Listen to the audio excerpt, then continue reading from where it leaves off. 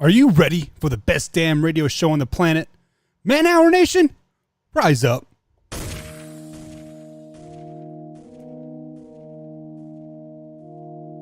You don't want to be every time, no. I would like to personally welcome you to Man Hour After Dark. Say that while I bring you the host, Mike, Buck, and Cone. You know who coming to the stage sports talk than what you about to hear right here. I second that. Go. You know that it's us when we talking about sports. Giving you facts on the field to the core. Tune in, we need the support. 1 hour too short, then listen some more. On all your stations, not dropping no music. Starts like Adidas, but Nike just do it. Down 4 in the 4th, we go for the win. Michael 2 seconds, we taking it in. Buck, Mike, and Combs, you know what's going on.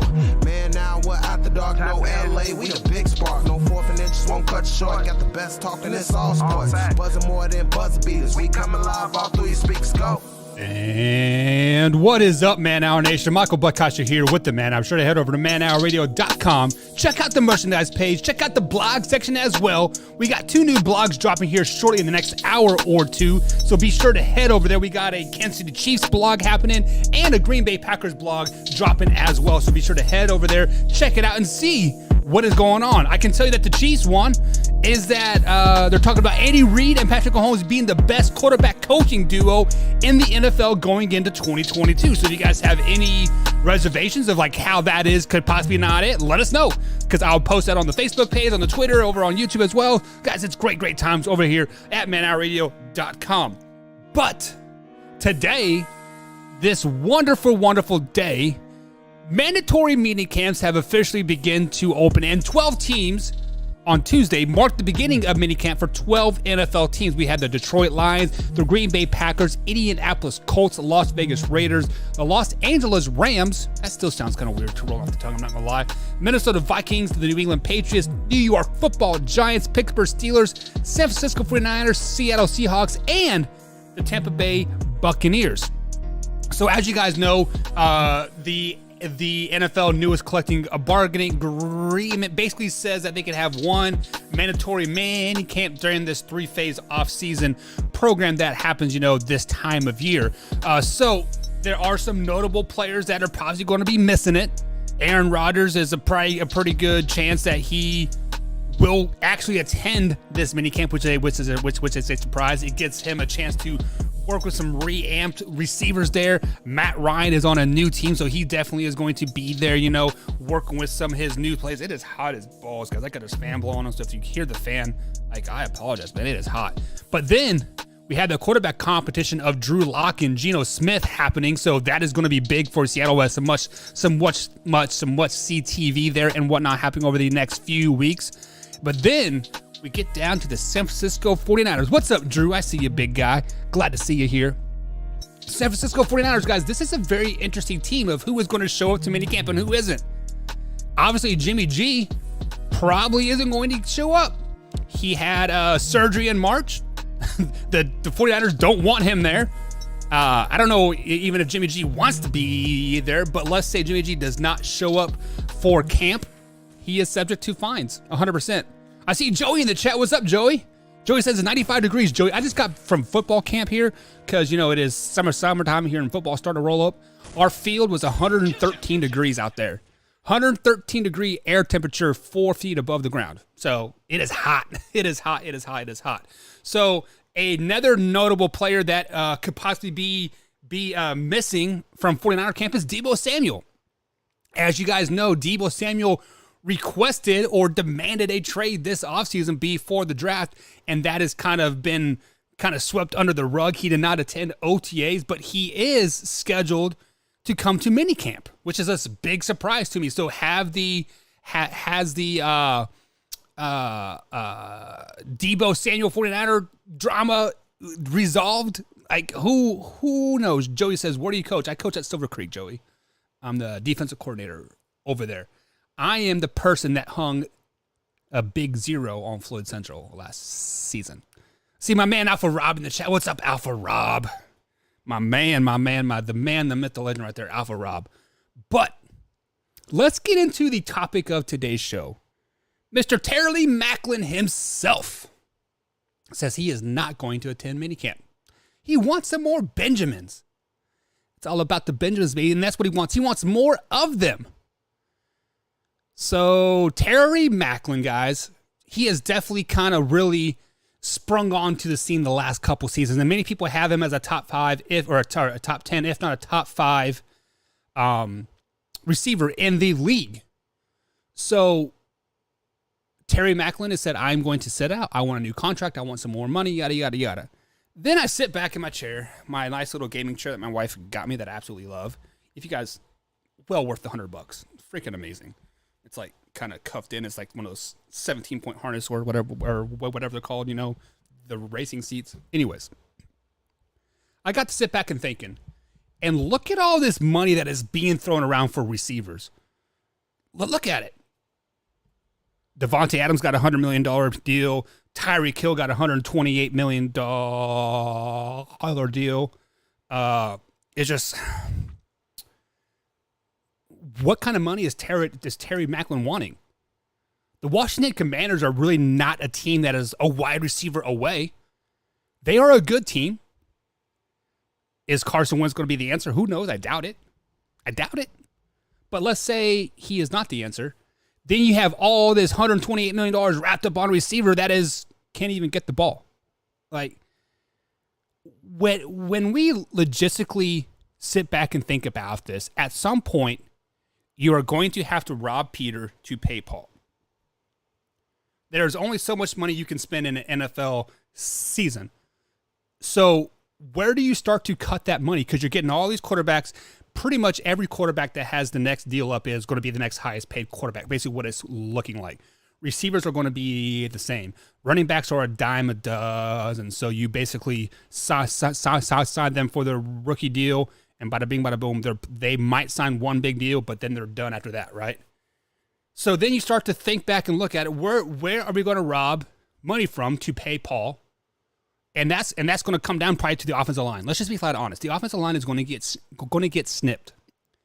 And who do you need to protect all these guys?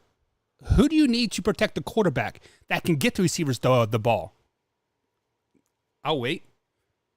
Is it the offensive line? Okay. I'm asking for a friend. So it is the offensive line. So basically the offensive line is pretty much the most valuable position on the field. Let's just be honest about it. You can have a great quarterback. If he has 3 seconds to throw a damn ball, can he do it? Most likely not. Right, Joe Burrow? Right? Let's look at the Super Bowl. Wide open receiver running down the field. Nobody around within 20 yards. He had 3 seconds to throw the ball. Did he see him? Nope. Did they lose the game? Yep. Did they lose the Super Bowl? Yep. Why? Because offensive line, it wasn't getting paid enough. That's basically what it comes down to in the end. So I'm going to propose you guys this question. Play the role of a GM here for a couple minutes. Just play that role. If you have a player that is going to sit out mandatory minicamp for a pay raise because he feels like he is not being paid enough in such and such field, right? I have used this argument before. You are under contract. You are mandatory to show up. So this doesn't help your cause in the end. Let's just be honest about it. It doesn't help you. So just because you perform good for a season, I should pay you all this money? What if you perform bad for a season? Should I pay you less? Like, you signed a contract, fulfill it. Now, that could be my old school mentality coming out like a little bit. Maybe my dad's not ever let me quit anything, even though I fucking hated it, right? Like soccer. I hated it. Did I want to play? Absolutely not. Did I finish the season? Absolutely. Because I was obligated. I told them I would play. So, where do these people get off sitting out to get more money? Joey says Justin Fields will never have time to throw it. Absolutely right. Absolutely right. But do you guys think sitting out will send a message to the team, to come back, right? In recent memory, I can really only see one player that truly helped. Emmitt Smith. The year, I think it was like 1995, maybe 96, the year that the Cowboys won their last Super Bowl, Emmitt Smith missed the first 2 or 3 weeks of the season, and the Cowboys were dog shit. Dog shit. The minute he came back, bada bing, bada boom, they were a Super Bowl team. Name me one other player in recent memory that has been such a dramatic change for said team. You can say Le'Veon Bell. Okay. He sat out for the Pittsburgh Steelers a whole season, right? Came back, signed that massive deal with the New York Jets. Did he ever make an MVP again? Did he ever break 1,000 yards again? No? Okay. Let's think of another running back. Zeke. Zeke missed, the first 2 weeks of the season a couple years ago? Tony Pollard blew up. Zeke's like, I got to come back because Tony Pollard's going to take my job. That's the only reason why Zeke got that deal signed so quickly. Joey says Deion Sanders. What? Who was that for? Was that for the 49ers? Because I know for the Cowboys, I don't think he ever sat out. For the Falcons, I don't remember him sitting out for the Falcons. So I don't know. Joey, so refresh my memory on that one and I'll look up the stats and see what they did because even really on the defensive side of the ball, you cannot say that one player cost you the game. On the offensive side of the ball, you definitely can. Well, I can't run the ball without my best running back or the greatest running back ever on the field, so we lost 3 games in a row, right? I don't know. When he held out for the 49ers. I don't remember that. But if you're right, that there is one player out of thousands of players for the last 20 years, right? Or 30 years, however long it's been. It's been a while. So Terry Macklin and Deebo Samuels, for all you guys that wanting to skip out minicamp and hold out and possibly miss games because you aren't getting paid enough money, you want a contract extension, you better reconsider. Yes, Terry Macklin, you are a good receiver. Deebo Samuel, you are a good receiver. Yes. But are you replaceable? Absolutely. Absolutely. Will you be replaced if I was a general manager and you did not show up to games? Absolutely. Terry Macklin, I could probably let's lump them both together. Terry Macklin and Deebo Samuels. I could easily get 2 or 3 round picks for all those guys. 2 to 3 first round picks, I should say, for both of those guys. Would I do that in a heartbeat? Absolutely. Absolutely. I would make a trade with the Chicago Bears. I like the receiver that the Chicago Bears got from Ohio State. I like that guy. He's hungry. He's a big body receiver going to go up and give me the ball. Put him on the Commanders with a veteran quarterback and a good coach with a good defense around him with a great running game. He's going to explode. You give me 2 first-round picks and your first-round pick for Terry Macklin. Take him away, big guy. Then Terry Macklin can go rot in Chicago. Terry Macklin can go rot in Cleveland, right? The Cleveland Browns, I guess they really don't have any draft picks to give up anymore because they gave up 7 for the Houston Texans, but Houston Texans. Give me your receiver, 2 first-round draft picks. You can have them. It's just sitting out in this day and age, guys, I feel like it is completely stupid. The only reason why you are sitting out is because Le'Veon Bell set the table of I'm going to hold out for a full season. I'm going to get a big deal. Well, that big deal pretty much cost you your whole career, big guy. You probably could have won a Super Bowl with the Pittsburgh Steelers if you would have stayed that next year. Because that next year, who'd they get? They had Juju Smith-Schuster blowing up. They had Antonio Brown was still doing his thing. Big Ben was still healthy. Mike Tomlin was at the top of a coaching game. The defense was killer. They probably could have won a Super Bowl if Le'Veon Bell would have just, not been such a douchebag.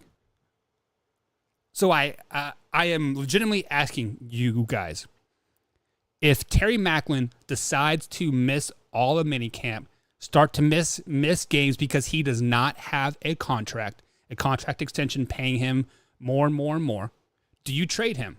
Or do you let that cancer sit in your locker room for a year, collecting the guaranteed money that he has? Also, Isaac will be starting all the games next year, and Winkers will be starting against Wisconsin next year also. I'm proud of those guys. So those are two high school kids that I got the privilege to coach. Winkers Wright is probably going to go to the NFL. He's a great kid. Hatfield, it is hard to make it into the league as a long snapper. So I'm not for sure if he'll make it into the league, but I do know they've been trying to work him out as a linebacker too, so maybe he'll get some reps there. That'd be fun. So let me guys know in the chat, would you trade Terry Macklin if he does not show up to camp? Joey says yes, trade them away. Alpha Rob says they're not number one receivers. Actually, on the Commanders, I think Terry Macklin is the number one receiver. Funky Lion Fan says trading a cancer sucks. You usually don't get your return. I don't know. I mean, just because you think he's a cancer on your team doesn't mean he'll be a cancer on another team, right? Nana's in the chat. Just drop it in and say, hey, what's up, Nana? We'll be back tomorrow morning, myself and Wyatt, 7 a.m. East Coast time. Hope to see you then. We had a 2-week vacation. My AC broke. That was fun and exciting. $26,000 later. Look. Joey's laughing away. So, Alpha Rob, let's look up the Washington Commanders roster here. Their depth chart. Because I think Terry Macklin is their number one guy. Unless they got who's that white boy that they got? Is it racist? I say that white boy all the time. Who's that white boy that they got? Joey says, I'll be awake at 7 a.m. Hell yeah, Joey. Come on board, man. We look forward to seeing you. We'll be breaking down the NFC North tomorrow. So that'd be exciting. As my computer... who else has Spectrum? Is Spectrum like the slowest freaking internet ever? Like, I pay for like a gig, like the fiber crap, and it is just like ridiculously slow. And it's not my computer because I got a $5,000 computer. All right, so Alpha Rob, per the Washington Commanders depth chart from NFL.com, Terry McLaurin, I'm sorry, I keep saying Macklin, McLaurin is listed as the number one receiver. Chris Samuel is number 2. Jota Dotson is number 3. So, yeah. No other teams that don't think he's a number one receiver. Well, let's look at other teams that could possibly use a number one receiver. We have the Carolina Panthers. Robbie Anderson is their number one receiver, and he says that he will be retiring if Sam Darnold is the quarterback. So, yeah, the Panthers could use a number one receiver. Do the Jets have a number one receiver? I don't think so. The Giants, they got a solid receiving core. Would he be a number one receiver on the Patriots? Because the Patriots are kind of like a committee of guys to make a good receiving core, but they never have the guy, right? So I don't think he would be the guy there. Cleveland Browns, he would probably be a number one receiver over Amari Cooper, unless Amari Cooper finds Fountain with you somehow, some way. He would be a number one on the Packers. DJ Moore is the Panthers receiver, right? But Robbie Anderson says he is going to retire if Sam Darnold is the quarterback here. Look at that chat here. Funky Lions fans, NFC North tomorrow at 7 a.m. Yes, sir. 7 a.m. East Coast time right here on youtube.com/man. We'll be breaking down the NFC North. The Packers, the Lions, the Bears, and the Vikings. I just puked a little bit in my mouth every time I say the Bears. But Terry, Scary Terry, as I like to say him, right? Number one receiver. Would he be a number one receiver on any of the NFC West teams? No. AFC West teams? Maybe the Broncos? Maybe. Since what's-his-face is arrested. Jerry Jeudy. He could be a number one receiver there. Let's look at the North. NFC North. Ravens, he would be a number one receiver probably. No, I lied, didn't? No, he went to the Eagles. I'm sorry. So we'll say the Ravens, say the Browns. That's about it. NFC North, Lions. So yeah, I mean, there's a handful of teams that he would probably be a number one receiver on, but beyond that, no. Funky Lion says, nice, something for me to listen to on my way to get my son off to school. Yes, sir. We will be back starting next week or tomorrow, 7 a.m. And then at the end of June, I'm on vacation. It is my anniversary. 5 years, baby. Jameson says, Jerry Jeudy charges were dropped. I did not know that. That is good. Because I feel like Jerry Jeudy is a pretty good guy. And, you know, I'm not for sure what the charges were, but if it was, I feel like it was very, very shady. Like whatever it was. Me and Combs talked about it a while back, but I can't remember. Was it like something like tweeting a thread or something? I don't even remember. It was so dumb. So dumb. But, guys, it is that time. I got to get to work, unfortunately. I got to get to work. We got server upgrades tonight. Really excited about that. It is Monday, isn't it? Yeah, server upgrade Monday. Exciting. So, see you guys tomorrow, 7 a.m. East Coast time. Me and Wyatt will be breaking down the NFC North right here on youtube.com/manhour. I will update the stream so it says countdown, all that good stuff. Anyways, guys, half hour spitball session. Always good. If you guys ever want to spitball about anything, let me know. Slide into my DMs on the Twitter machine at manhour_buck. We can bullshit about anything. We can bullshit about how I got suspended for saying what I want to say. Oh, Jameson, you shut your whorish mouth now. McLaren would be a number one on the Bears, Broncos, and Chiefs? No. The Chiefs? Come on, man. He wouldn't even be on the roster at that point. Have a good day, guys. We out. I'm out.